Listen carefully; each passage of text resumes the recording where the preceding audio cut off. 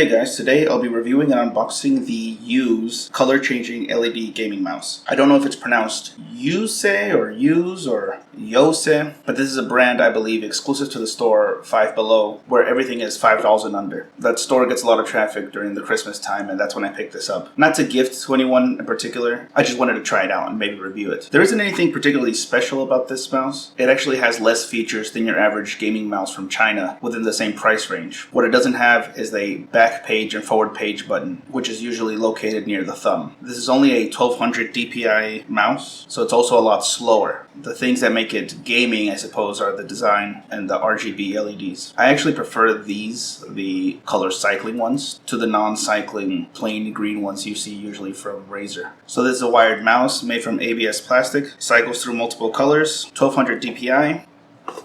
And that's pretty much it for the features. It's really standard. It's more of a regular mouse with LEDs, but it's only $5, and if that's all you want and don't want to wait for shipping, then it might be worth it for you. Okay, so now to open it, I'm just gonna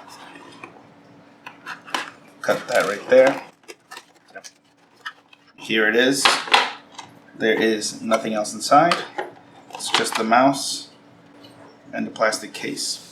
I've used a lot of different gaming mice, and this is by far the lightest and possibly the cheapest feeling. I don't expect much from it. It actually has a lot in common with the current mouse I'm using, where it looks like it's just a shell of it. Where you see it's got the fake hex bolts. The one in my current one are also fake, but it's not just one big plastic shell molding. It's got like chrome plating and metal on some parts. But other than that, here, I'll get it. So let's compare it to my current one. It's almost exactly the same, like a lot of it. This is the one I reviewed many months ago, and I'm still using it. It's actually a really good mouse. I suggest you get this one instead. The Zero Date, or Zero, I don't know how it's pronounced, the X70. This is really good. Now that I feel it, they both weigh about the same, but this has more of a rubber feel to it here, and then obviously this is just like chrome paint. But this has more of a,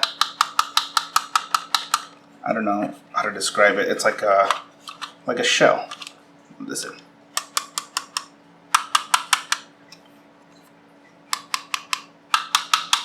This is just very hollow.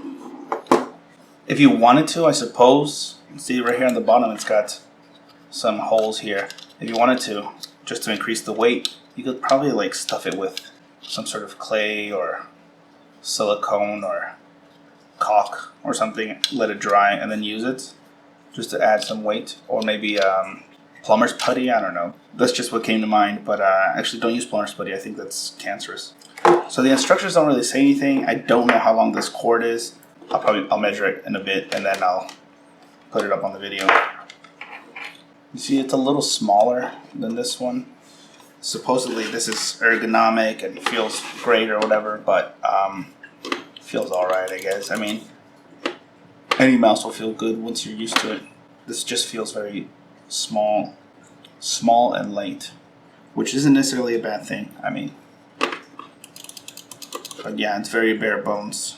Because of the other cheap mice I've used, I really don't expect this to last more than 6 months of intensive gaming. But I'm actually going to give this to my daughter. And she won't be doing any gaming. It's mostly be homework. She just needs a mouse. So I expect this to last maybe 2 years plus. It's really just a standard mouse. There's nothing spectacular about it other than the LEDs. So if that's what you want, and $5 is not a lot, you'd really just want the look and not the function of a gaming mouse, then I would totally recommend this just based on the price. But if you really want a gaming mouse, I think the biggest drawback, it's that 1200 DPI. To me, that is just too slow. But I'm going to use this for a bit, maybe play a game or two, and see how it goes. Okay, so I just got done playing with it, and it was okay. The weight actually wasn't as bad as I thought it would be. It actually felt really good. There we go. So you can see the light.